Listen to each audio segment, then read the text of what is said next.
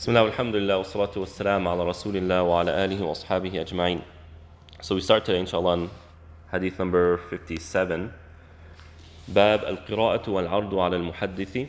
Remember, last time we started the unit on knowledge, and it's going to show us different ways of presenting knowledge, different kinds of knowledge that were discussed in the time of the Prophet alayhi salatu wasalam. Also, the encouraging us to really seek knowledge as something standard and part of our lives. This chapter is titled Reading and Presenting to Somebody Speaking. Right? So Anas radiallahu ta'ala says, بينما نحن جلوس مع النبي صلى الله عليه وسلم في المسجد دخل رجل على جمل فأناخه في المسجد ثم عقله ثم قال أيكم محمد. So Anas radiallahu ta'ala says that we were sitting in the masjid and all of a sudden a man comes riding a camel, and then he ties his camel and he asks, where's Muhammad? Or who is Muhammad? Now, why is he asking who's Muhammad? Because he can't differentiate. He can't tell, he's not sitting on anything. People aren't just circled around him. He's not wearing special clothing that makes him clearly stand out. So he had that I'm with the people leadership, and that's the best type of leadership. والنبي صلى الله عليه وسلم متكئ بين ظهرانيهم فقلنا هذا الرجل الأبيض المتكئ. And the Prophet عليه الصلاة والسلام was just kind of laying like this, right? And when the man asked where's the Prophet عليه الصلاة والسلام, they told him he's that guy laying down over there. فقال له الرجل ابن عبد المطلب فقال له النبي صلى الله عليه وسلم قد أجبتك. So the man said, son of Abdul Muttalib. Abdul Muttalib is the Prophet's grandfather. Abdul Muttalib was a well-known individual because he would travel and he would do business, so people knew him. And it was standard back then that you call somebody either by their father's name, but the son of their father, son of their grandfather, whatever it is. So, son of Abdul Muttalib. So the Prophet ﷺ said, I hear you. Like I answer you. He didn't say my title is whatever. He didn't get offended by it. He just dealt with the people as they are. فقال إني سائلك مشدد عليك في المسألة فلا تجد علي في نفسك فقال سل عما بدا لك. So the man said, I'm going to ask you and I'm going to be very straight to the point. Right? I don't want this and that. I don't want extra explanations. I don't want additions. I'm going to be straight to the point. I'm asking you, and I'm asking you seriously, and just get straight to the point. And the Prophet said, ask what you want. فقال أسألك بربك ورب من قبلك الله أرسلك إلى الناس كلهم. So the man said, I ask you by your Lord, by my Lord and your Lord. Right? Take an oath. Like I'm asking you by Allah. Back then this meant something. Today it's kind of an easy way out for people. Well, back then this was pretty heavy. So he said, I ask you by your Lord and the Lord of those before you. Is it Allah who sent you to all of mankind? Now, perhaps based on how he is presenting this question, the Lord of the ones before you, did he mean the prophets before you? Also, he said, did Allah send you to all of mankind? He didn't just ask, did Allah send you? He said, to all of mankind. This makes me think that this man was either a Christian or a Jew or familiar with Christianity and Judaism. Why? Because the prophets before were sent only to their people. This idea that one prophet was meant for all, this is new. This is only for the Prophet ﷺ. So it seems like he has this idea and now he's trying to figure it out. Are you just for the Arabs or are you for everyone? فقال اللهم نعم. The Prophet said, by Allah, yes. قال أنشدك بالله الله أمرك أن نصلي الصلوات الخمس في اليوم والليلة قال اللهم نعم. And then the man asked, I ask you by Allah, did Allah command you that we pray 5 times a day in the day and the night? The Prophet said, by Allah, yes. قال أنشدك بالله الله أمرك أن نصوم هذا الشهر من السنة. The man asked, by Allah, did Allah command you that we fast this month of the year? So this month, it seems like this is happening in Ramadan. And the Prophet said, Allahumma na'am, yes, by Allah. قال أنشدتك بالله الله أمرك أن تأخذ هذه الصدقة من أغنيائنا فتقسمها على فقرائنا. Then he said, I ask you by Allah, did Allah command you that we give charity? That charity is to be taken from the wealthy of us and to be distributed upon the poor of us? فقال اللهم نعم. The Prophet said, by Allah, yes. Now, I want to pause here. How did this man understand zakah? Take it from the rich, you give it to who? The poor. All right? Why am I saying this? Because we know this. The reason why I say this is because, subhanAllah, every single Islamic organization somehow is zakah eligible. If you look at any Islamic organization, somehow they're zakah eligible. One way or another, they're zakah eligible. Regardless of what they do. They could be a service for a certain group of people. We're zakah eligible. It's gone too far. Right? Zakah, there's more than, zakah can be given to more than just poor people. There are other uses for it. But the primary function of zakah is that it's given to those in need. Right? It's given to those in need. And Allah subhanahu wa ta'ala says, كَيْ لَا يَكُونَ دُولَةً بَيْنَ الْأَغْنِيَاءِ مِنْكُمْ. So that money doesn't become in the hands of just a small portion of society. Meaning, in economics, it seems natural. It is natural that with time, the rich get richer and the poor get poorer. It's natural. Why? Because it's also natural that the economy goes through cycles. It's normal. Even in the time of the Prophet ﷺ, there were times where inflation happened. And they went to the Prophet, Ya Rasulullah, sa'il lana, like dictate the prices, put a price cap. The Prophet said, Inna Allahu al-khafid al-rafi' al-musa'ir. Allah is the one who causes things to rise, causes things to fall. He's the one who, right? So the Prophet refused, he rejected. But the idea is, even in the time of the Prophet ﷺ, it's natural that there are recessions. It's natural that inflation occurs.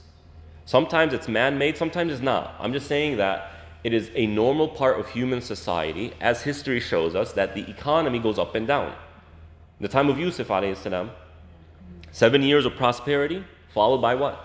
7 years of severe drought. I mean, what does that mean, severe drought back in the day? That's a depression right there, an economic depression, because they relied so much on natural water and on agriculture, right? So it's normal. Now, accordingly, when there's inflation or there's a recession, a lot of people lose their jobs, a lot of people they lose their wealth, right? But some people still have wealth. And now you have a lot that can be purchased for cheaper prices. And so who takes advantage of it? The wealthy people. Naturally, obviously, right? This is a normal part of society. And so now with last year they were talking about recession is going to happen. One wealthy guy said, oh, we're waiting, we're happy. We can't wait for it to happen because we're going to get really rich. The guy has a really hard heart. Very no emotions. But he's talking logical. This is what happens. So Allah subhanahu wa ta'ala incorporated a system to redistribute wealth so that it mitigates this effect of the rich getting richer, right? And it has economic benefits as well. I don't have time to get into it. But as soon as everybody somehow becomes zakah eligible, now the money's going where? It's not going to the hands of the people it's meant to go to. It's going to institutions, corporate institutions, I should say. And those institutions might be doing wonderful work, but unless those institutions are giving it to those in need, it is defeating one of the primary functions, the primary purposes of zakat, right? And, we're noticing, at least here in Southern California, the way things are going, the way institutions are being run, Islam is becoming more accessible to the wealthy and less accessible to those who don't have as much, right? When masajid are starting to be run like corporations, where we have to make money here, we have to make money here, money, like they monetize everything. Like, what is that? I mean, honestly, if you look at some masajid, if you want to enjoy all of their services, you're going to be paying so much money every single month. What is this? Like, I understand sometimes it needs to happen, right? But it should be a type of last resort. That the only way we can have this program happen is if we somehow get extra revenue.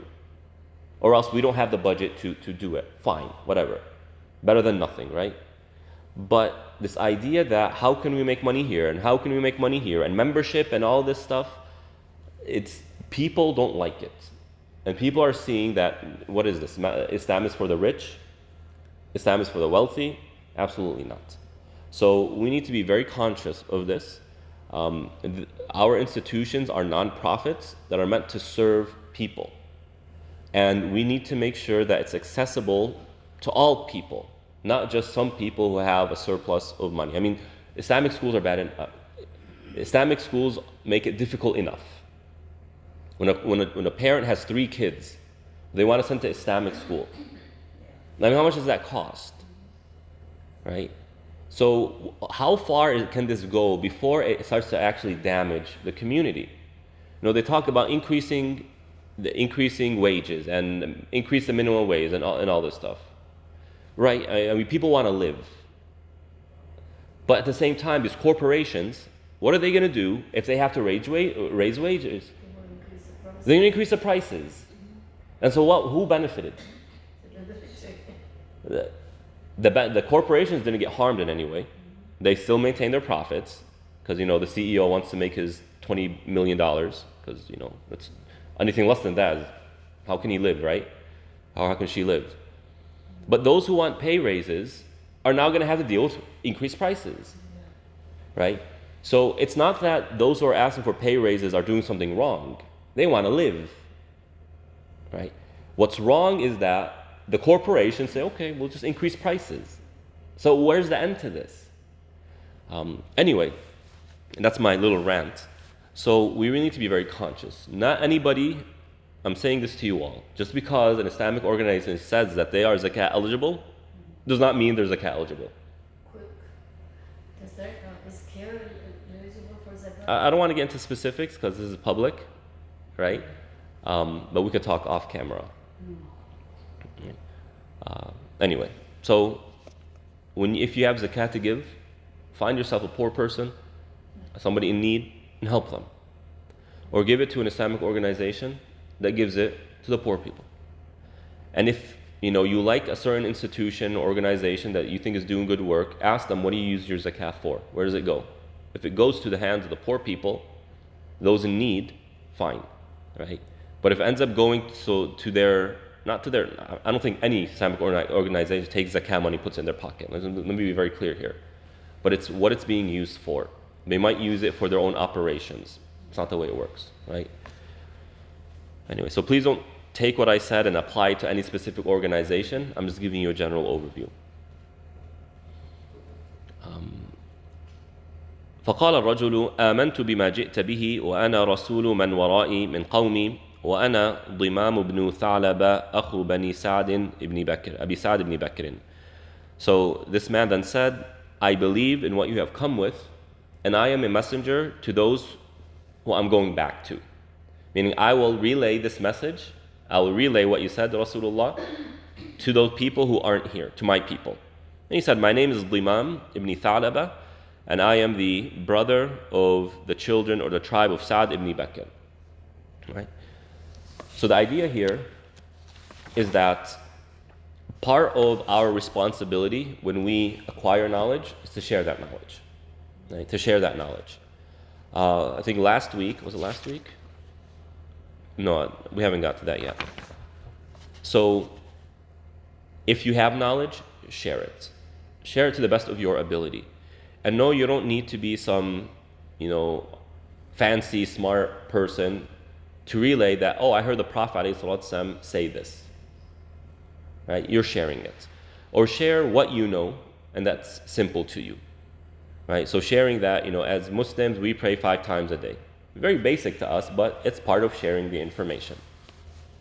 عن ابن عباس رضي الله تعالى عنهما أن رسول الله صلى الله عليه وسلم بعث بكتابه رجلا وأمره أن يدفعه إلى عظيم البحرين فدفعه عظيم البحرين إلى كسرى فلما قرأه مزقه قال فدعا عليهم رسول الله صلى الله عليه وسلم أن يمزقوا كل ممزق.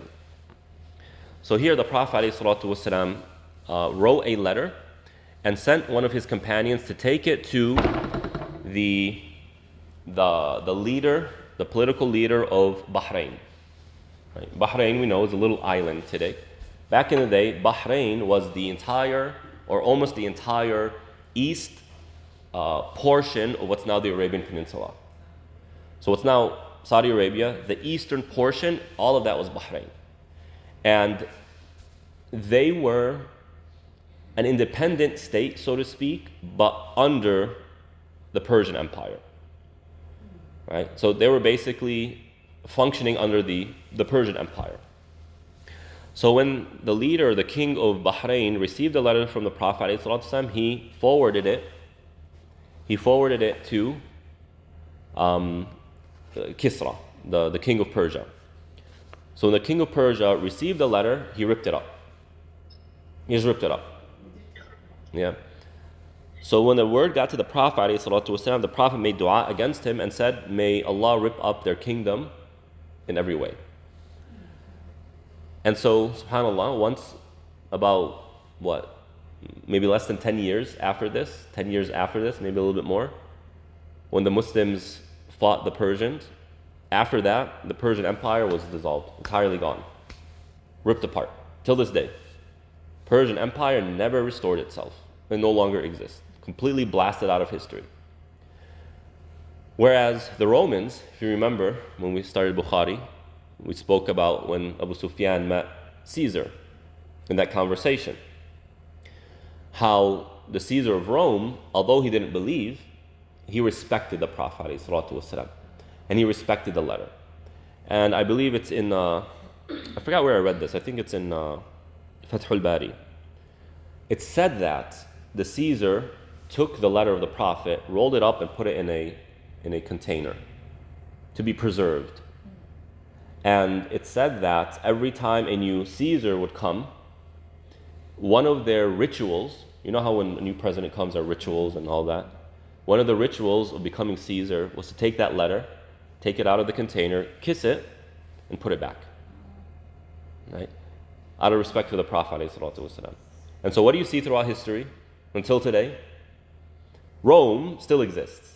It's not called Rome, it's called the West. But their civilization continues. And yeah, they went through 500 years of dark ages and a lot of problems and whatnot, but their kingdom was never ripped apart. It was fragmented a little bit, but then it restored, and it kept taking different forms. Unlike the Persian Empire. The Persian Empire is gone. There's no such thing as Persia anymore, right? عن أبي واقد الليثي رضي الله تعالى عنه أن رسول الله صلى الله عليه وسلم بينما هو جالس في المسجد والناس معه إذ أقبل 3 نفر فأقبل 2 إلى النبي صلى الله عليه وسلم.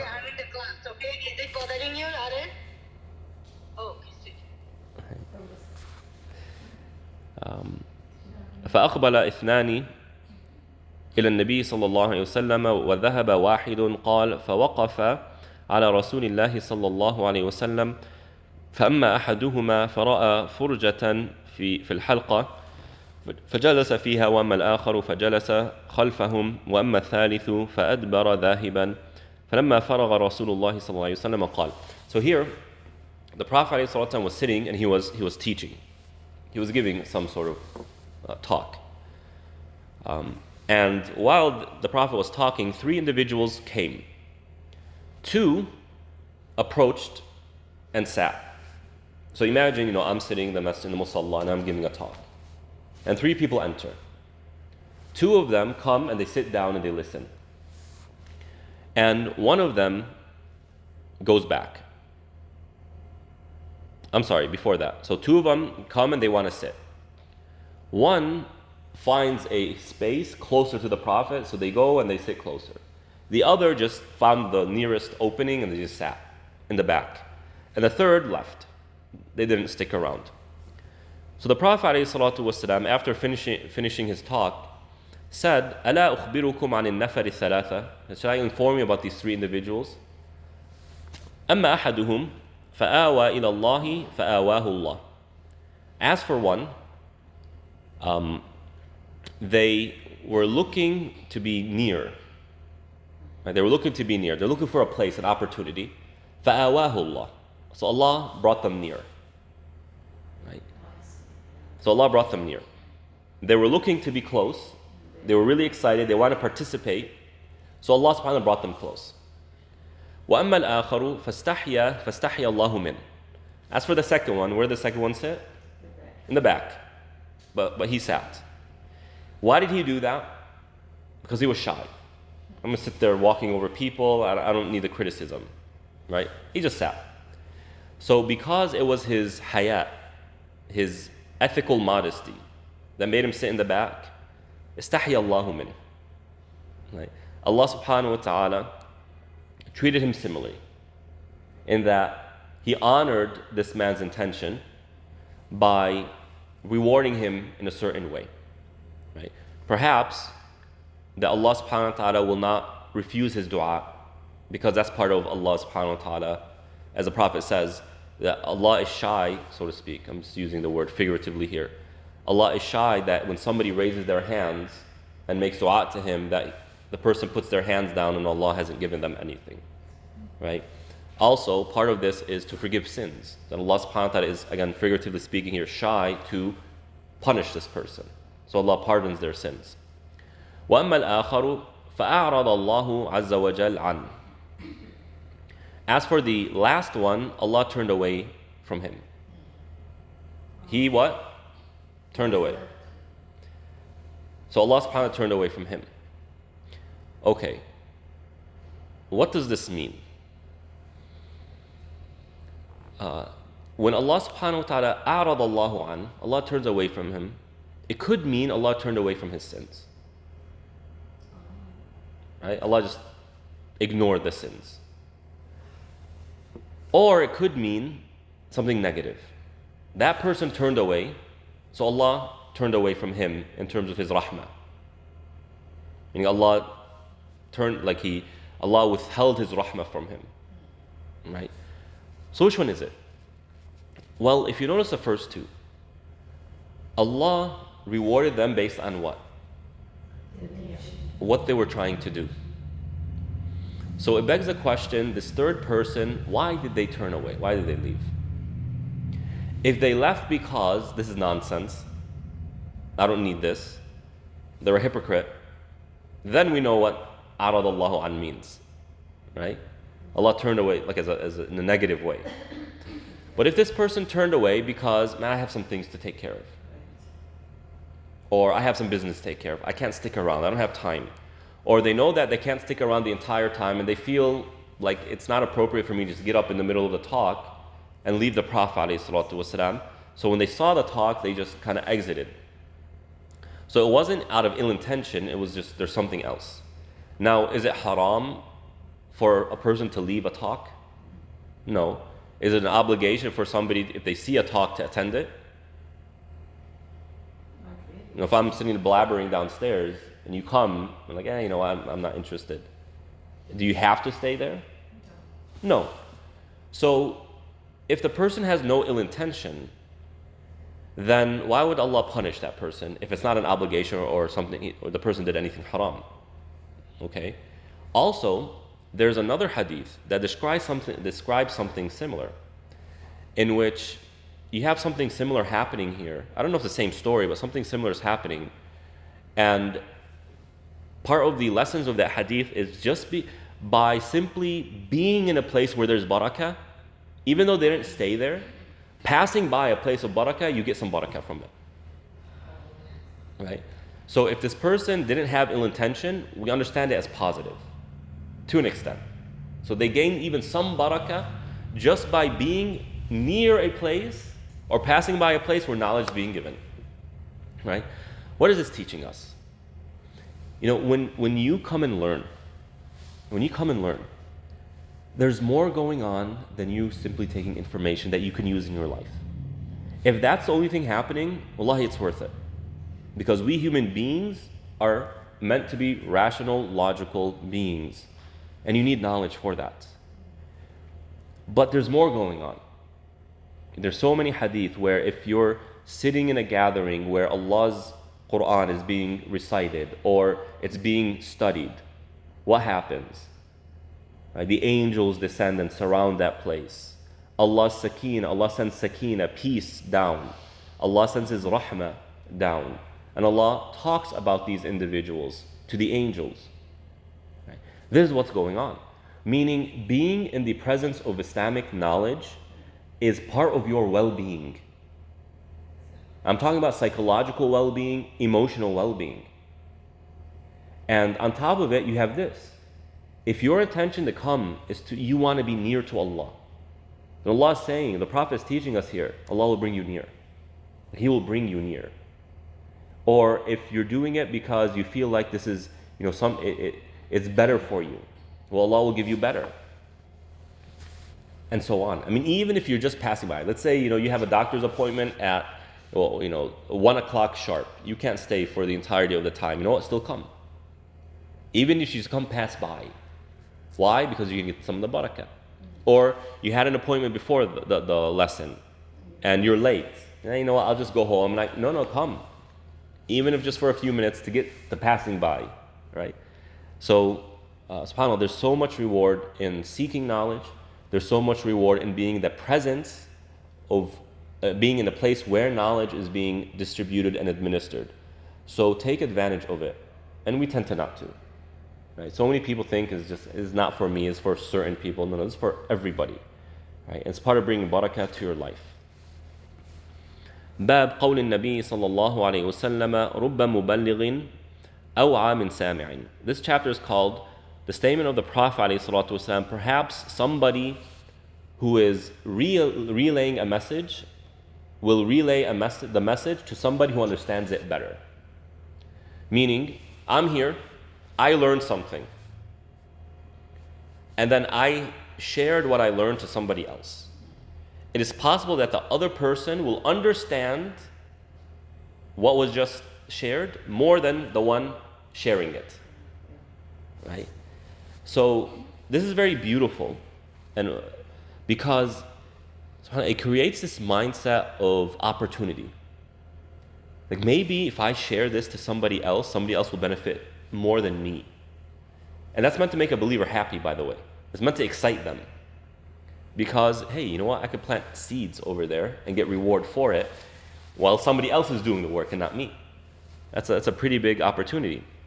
عن أبي بكرة رضي الله تعالى عنه قال قعد رسول الله صلى الله عليه وسلم على بعيره وأمسك إنسان بخطامه أو بزمامه قال أي يوم هذا فسكتنا حتى ظننا أنه سيسميه سوى اسمه قال أليس يوم النحر قلنا بلى. So the Prophet ﷺ was on his camel and he held somebody, right? He grabbed somebody. This is part of the attention building, right? So, when you're talking to somebody, try this. Let's say you're talking to your son or your daughter. You're talking to them, see how much they listen. And then try another time, talk to them, but put your hand on their shoulder.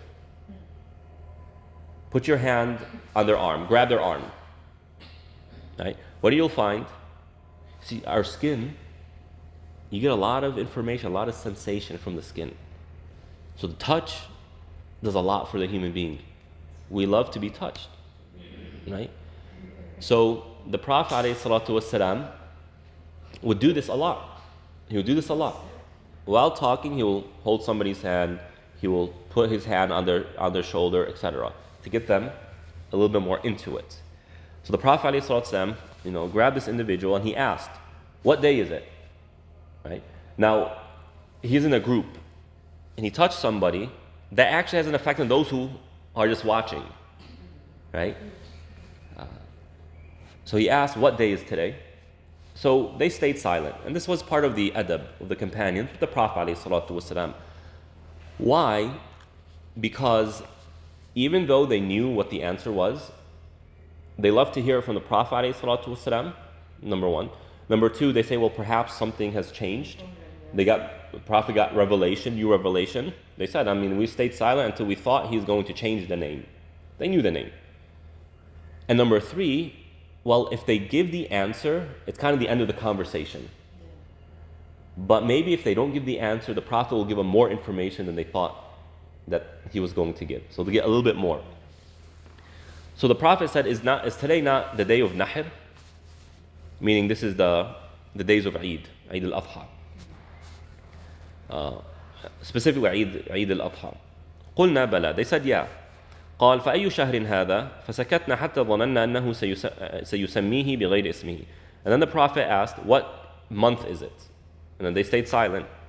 And they stayed silent so long that they thought that the Prophet is going to change the name. فقال ليس بذي الحجة. The Prophet said, is it not the month of ذي الحجة, the 12th month? قلنا بلى. And we said, yes. قال فإن دماءكم وأموالكم وأعراضكم بينكم حرام كحرمة يومكم هذا في شهركم هذا في بلدكم هذا. The Prophet then gives the information. He said, your blood and your wealth and your reputation are sacred and haram for you to exploit from each other. The blood of somebody else is haram for you. The money of somebody else is haram for you. The reputation of somebody else is haram for you to harm. Just or equivalent to the sanctity or the sacredness of this day, in this month, in this city, meaning Mecca. Now, in us, it's like, okay, how sacred is that? It's not part of our culture. The Eid day, we go and we celebrate. Like, it's not rooted in our culture that this is a sacred day. In Arabia, and the day of Eid is extremely important. It's sacred. Dhul Hijjah is of the sacred months. To us, we don't have sacred months. We don't understand really what that means culturally speaking. And Mecca, we love it.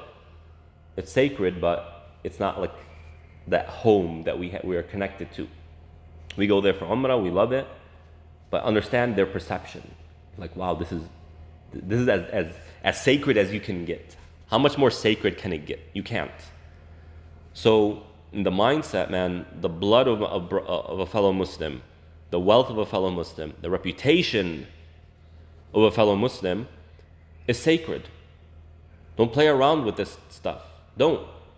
It's major sins, major sins. And man, people left and right, siblings, cousins, in-laws, all of this, they just, harming another person's reputation is as easy as drinking water in our times today. People don't even think, hey, you know what you're doing is actually a major sin. You'll be asked about this on the Day of Judgment. Allah could punish you for this in this life and the afterlife. Very, very serious stuff. And then the Prophet says, لِيُبَلِّغْ الشَّاهِدُ الْغَائِبِ فَإِنَّ الشَّاهِدَ عَسَى أَن يُبَلِّغَ مَنْ هُوَ أَوْعَى لَهُ مِنْ. And the Prophet said, those of you who are here, relay this message to those who aren't here. Because perhaps the one you share this to will understand it better than you. Get that mindset. I'm looking for opportunity. Well, maybe, like you might think, I share it with this person, what are they going to use it for? You're discouraged. Actually flip it. Maybe the one you share it to will understand it better than you do. And you know what? I'll add something to this. Not that anything needs to be added. But perhaps you sharing something to somebody will actually bring them so much relief because they're going through something you don't know about. They're going through something you don't know about. And by sharing them this hadith, this verse, what the verse means, something, you actually bring to them a solution they didn't know about.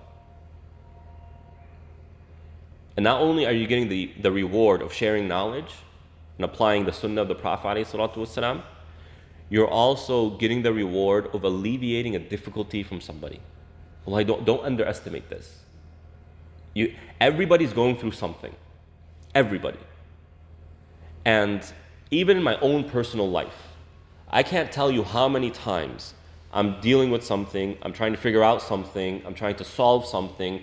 I can't find how to do this, and then somebody says something that says, it just clicks in my mind.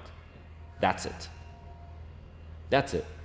And Allah intentionally does this, by the way, so that there's more reward going around. Because had you figured it out alone, then that person wouldn't be getting reward. But Allah wants to give that person reward and benefit you, right? عن ابن مسعود رضي الله تعالى عنه قال كان النبي صلى الله عليه وسلم يتخولنا بالموعظة في الأيام كراهة السآمة علينا. This is something that it's on my mind. Ibn Mas'ud رضي الله تعالى عنه says that the Prophet عليه الصلاة والسلام would give us talks occasionally. Have you ever thought, like, we have a certain way of doing things as American Muslims, right?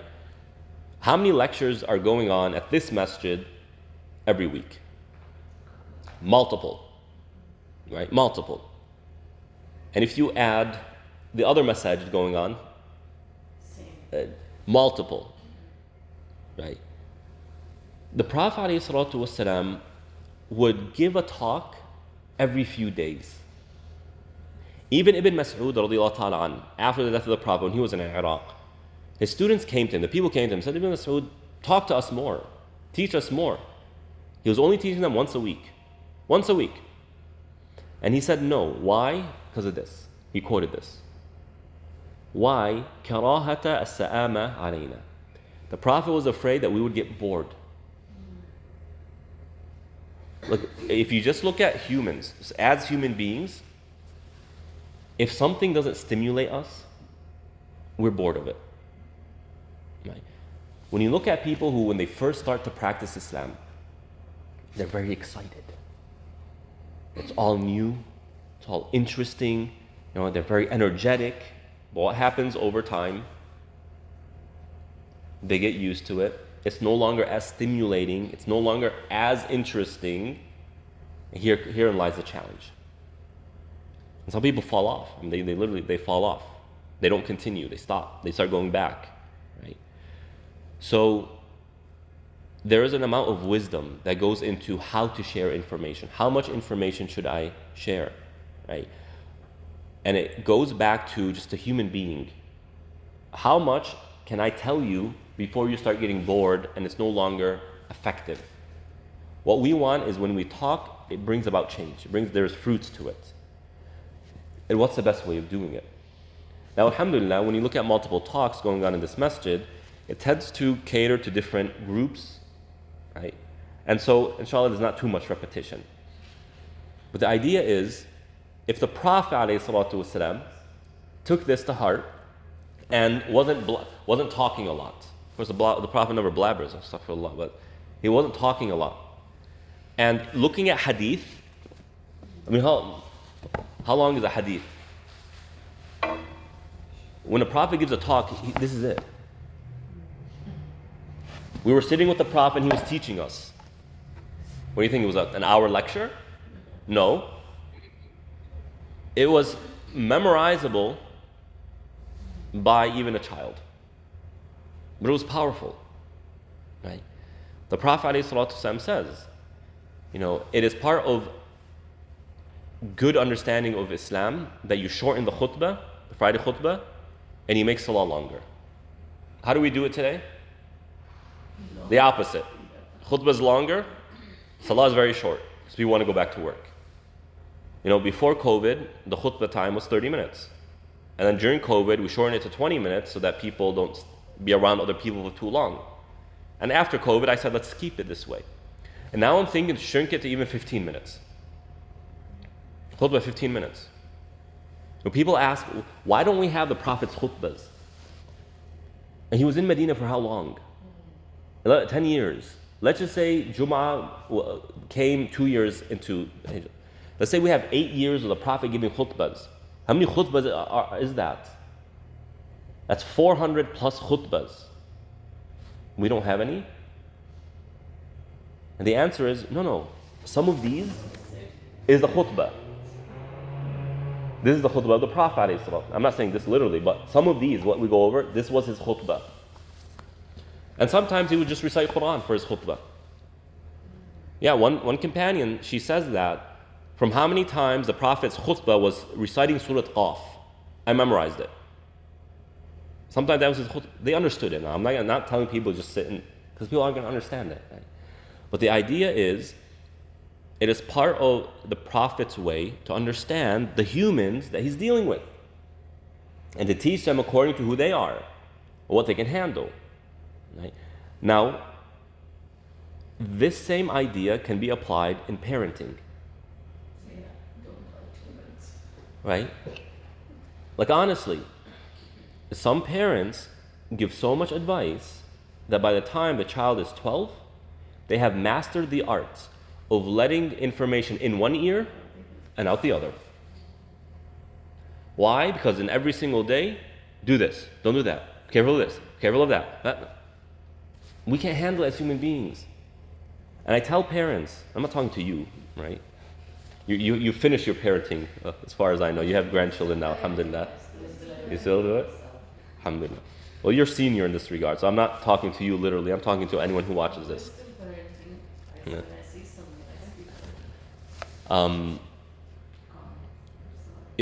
I tell parents, take this as a rule. The way you treat your children, ask yourself the question, if somebody else treated me this way, would I be happy with it? The answer is no. Why would they be happy? Do you want a boss over your head? Why this? Why that? How come that's not clean? How come you do this? What? Would you like a boss that way? Absolutely not. Would you like your husband to do that? No. Right? Would you like your husband to do that? No. Because why would you expect your child to be okay with it? Right?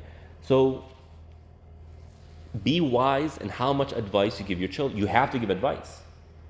It's not a question of giving advice or not. It's a question of how much, for how long, and on what. Right? So there's a wisdom in this regard. Inshallah, we always improve it in ta'ala. Right. So we'll go ahead and stop here by hadith 63. It's a shorter hadith, but something I definitely want to make sure I give some time to discussing within that time. So, sallallahu ala nabiyyina Muhammad wa ala alihi wa ashabihi ajma'in.